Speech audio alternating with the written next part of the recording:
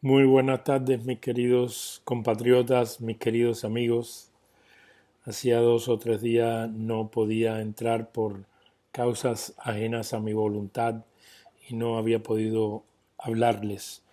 Que generalmente lo que hago es explicarle y hablarle y entrar en razonamiento con ustedes sobre la situación de aquella isla del infierno, aquella isla del frente, en aquella isla donde yo nací. Primero comenzaré diciendo que las últimas noticias nada halagüeñas con relación a la situación cubana. Cada día peor y peor y peor la situación de la pandemia y al extremo ayer las autoridades cubanas decidieron trasladar el epicentro de la pandemia hacia Pinar del Río. O sea, es en este momento la provincia más afectada después de Cienfuegos. Es un desastre sin, con todas sus letras. No hay manera de catalogar, de explicar, de decir lo que está ocurriendo en aquella isla.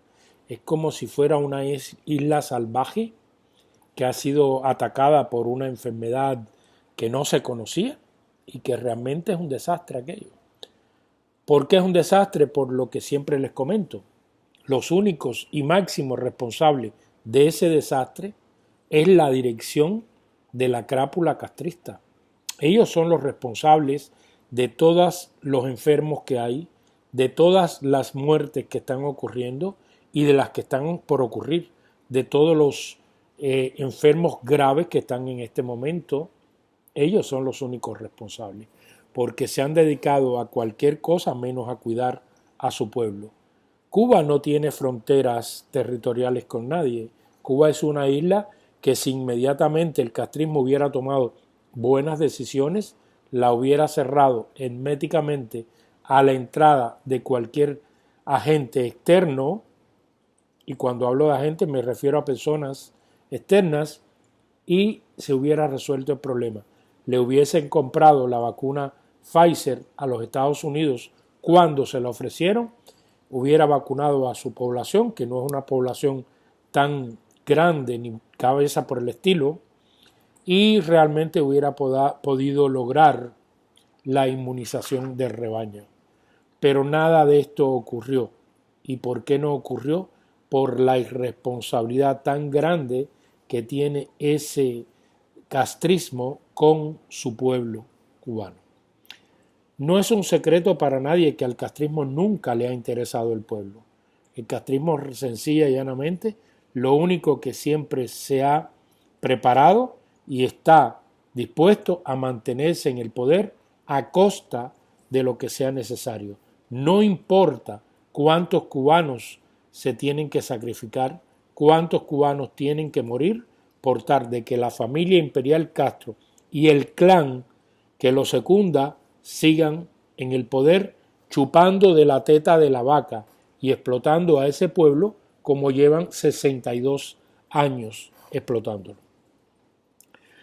Les repito que las noticias cada momento, cada segundo que llegan son más horrorosas y más impactantes. Estuve leyendo, que está ahí en el muro de Stefan DeSantis, un artículo extraordinario que logró una periodista independiente y lo publicaron en el periodiquito ese 14 y medio digital que tienen en Cuba, que se logró poner ese periodiquito digital en Cuba gracias a que los exiliados cubanos de Miami le entregaron el dinero a su dueña para que montara un periódico en Cuba.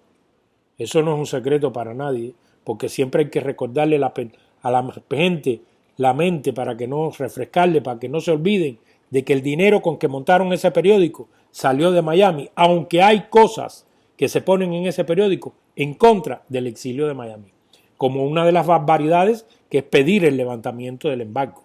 Esa es su dueña, que es de esa propagandista que se refiere a eso, ¿no? Pero bueno, no me voy a referir a ella en este momento porque para ella tengo bastante tiempo que dedicarle en su momento oportuno. En ese periodicucho salió hoy la información que una prestigiosa periodista independiente, publicó un trabajo excelente donde un muchacho de Guira de Melena está buscando a su padre que había fallecido por coronavirus. Pasaron miles de trabajos para enviar un carro que lo fuera a buscar al Hospital Fajardo en La Habana. Cuando llega le traen el cadáver, el carro trae el cadáver con unos papeles y la tía de ese muchacho, hermana del fallecido, que vive exiliada en Miami, le dice al muchacho que por favor pida los papeles, los documentos del fallecido, pero que además abra la caja y revise. Automáticamente el hombre del carro de muerto dijo, no, eso no se puede abrir porque eso es COVID, un cuento chino que le hace. Pero le dan los papeles al muchacho y cuando el muchacho revisa los papeles no eran en nombre de su padre, que casualmente se llamaba como el mío, Armando. Los papeles venían a nombre de una mujer. Y cuando ya el hombre del carro vio eso, entonces decide abrir la caja. Cuando abren la caja, allí no había una mujer tampoco, pero no estaba el padre del muchacho, no estaba el señor Armando allí, fallecido. Y a esa hora se forma el revolú. Regresan con ese cadáver de nuevo para el Hospital Fajardo. Y entre un bulto de gente fallecida, de un grupo de muertos, en un cuarto como si fueran trastos inservibles, ahí empezaron a buscar a Armando y le dijeron, no, es que nos equivocamos, disculpa, vaya, ahora sí es tu papá. Le dan los papeles del señor Armando y el muchacho pide, antes de llevarse el cadáver, que quieren ver a Armando. Cuando abren en la caja venía un chino del barrio chino de La Habana, que el chinito había fallecido y estaba allí y le habían puesto los papeles de Armando. Ahí siguen buscando hasta que al final, allá atrás, entre una pila enorme como de sacos, eran de muertos, aparece el señor Armando. A ese grado de perversión, de irresponsabilidad, ha llegado el castrismo. Pero mientras esto ocurría, el puesto a dedo que tienen ahí que dicen, le llaman presidente, pero que eso realmente no es presidente ni la cabeza un pato ahí en Cuba, el Díaz-Canel se reúne con los periodistas buscando el apoyo de la prensa para caerle encima al pueblo que está exigiendo libertad y exigiendo cambios radicales dentro de la isla. Pero cuando se reúne con los periodistas le sacaron allí cada número que él no se esperaba. Y entonces hay unas conversaciones muy interesantes entre los periodistas oficialistas, porque cuando hablo de periodismo no estoy hablando de periodismo independiente, estoy hablando de periodistas lamebotas del castrismo, periodistas que dan su vida por el castrismo, periodistas cómplices del castrismo, pero aún así, que son cómplices y son lamebotas del castrismo, le pusieron el picado malo a Díaz-Canel en la reunión señalándole cosas y exigiéndole libertades, supuestas libertades para ellos, para hablar en la prensa, porque una de las cosas que se quejan, que la prensa oficialista no pudo hablar ni referirse en ningún medio de prensa oficial del castrismo sobre los sucesos del 11 de julio, y fueron los periodistas independientes los que llevaron adelante la heroica tarea de informar todo lo que estaba ocurriendo dentro de la isla de Cuba.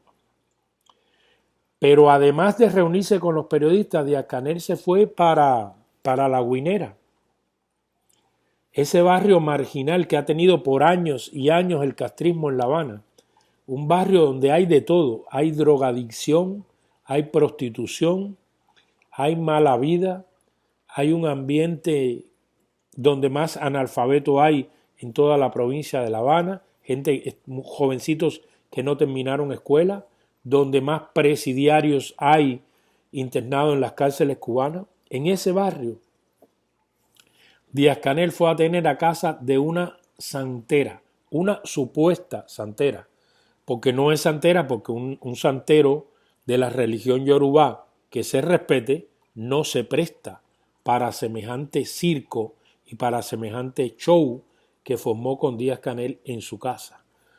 A ellos se les olvidó cuando estaban filmando y tomando las fotografías que la santera tenía en el altar de él, donde tenía el eleguay y el caldero, se le olvidó retirar un pasaporte que tenía allí para alguien que se fuera del país. Alguien que la supuesta santera estaba atendiendo y sacándole dólares. Y entonces llegó Díaz-Canel de sorpresa y no retiraron el pasaporte cubano de allí. Un pasaporte que se suponía que era para que la persona pudiera viajar con la influencia de los santos hacia los Estados Unidos. Entonces allí Díaz-Canel se metió con la santera, ella le dio unos cuantos gajazos, le tiró un poco de agua ahí arriba, le hizo 40 rezados y no sé cuánta pantomina, y después la tomó del brazo y como una novia que se lleva al altar, esa vieja farandulera, descarada y miserable, aprovechadora de los santos, se prestó para andar por las calles de La Guinera, donde unos días atrás la propia policía castrista había asesinado a un joven. Pero más asco daba ver aquello que se formó, aquella pachanga y aquella conga, tipo de las maricongas de Mariela, dándole gritos y vivas a Díaz-Canel. Hay que ser bien miserable como pueblo para prestarse para semejante cosa.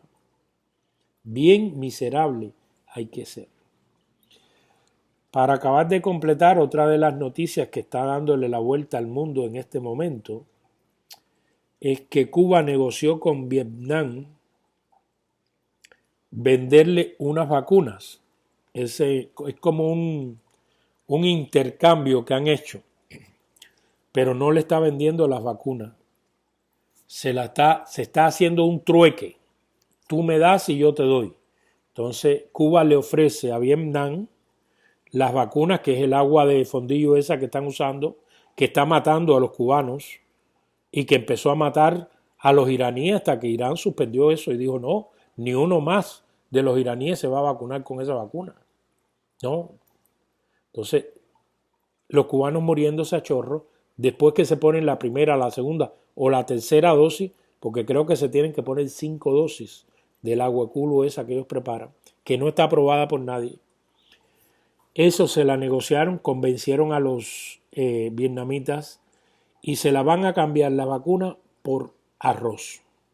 O sea, hay cierta cantidad de pomos de vacuna que Cuba va a entregar a cambio de que Vietnam entregue cierta cantidad de toneladas de arroz. El arroz que va a entregar Vietnam, no se imaginen que es un arroz bueno, no.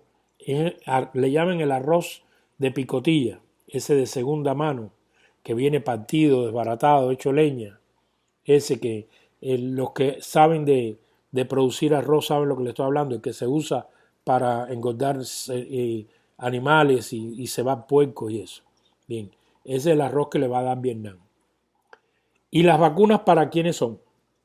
No son para los dirigentes vietnamitas, ni son para los pudientes millonarios que tiene Vietnam después que se quitó de encima el socialismo y el comunismo. No. Esas vacunas las van a usar en los presidios. O sea, para la población penal que tiene Vietnam, le van a inocular esas vacunas de Cuba. Supongo yo que sea con el objetivo de poder resolver rápido que esa gente se muera más rápido, porque cuando empiecen a poner esa vacuna ya verán los vietnamitas morirse en pila, burjón, puñado. Esa es una de las personas que van a poner la vacuna. Y el otro grupo de personas que van a usar la vacuna son los opositores políticos a la dirigencia vietnamita.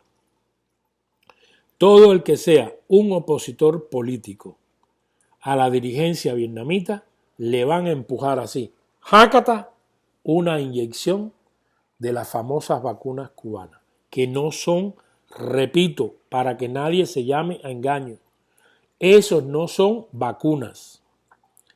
porque nosotros en los Estados Unidos hemos tenido la vacuna Pfizer aprobada ahora como vacuna, pero hasta este momento no era una vacuna, fue una vacuna de emergencia que le llamaron para poder resolver el problema, pero ya la Organización Mundial y la FDA, la organización más importante mundial que controla la medicina y los alimentos en los Estados Unidos, dio su aprobación total como vacuna.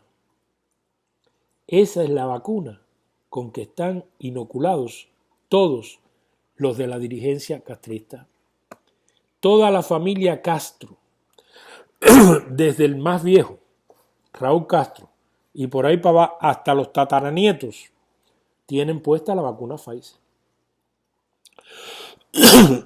Toda la crápula, o sea, la máxima dirigencia, tanto militar como política del Comité Central del partido, tiene puesta la vacuna Pfizer en Cuba. De lo contrario, allí no hubiera quedado ninguno de ellos vivo, o no se dan cuenta.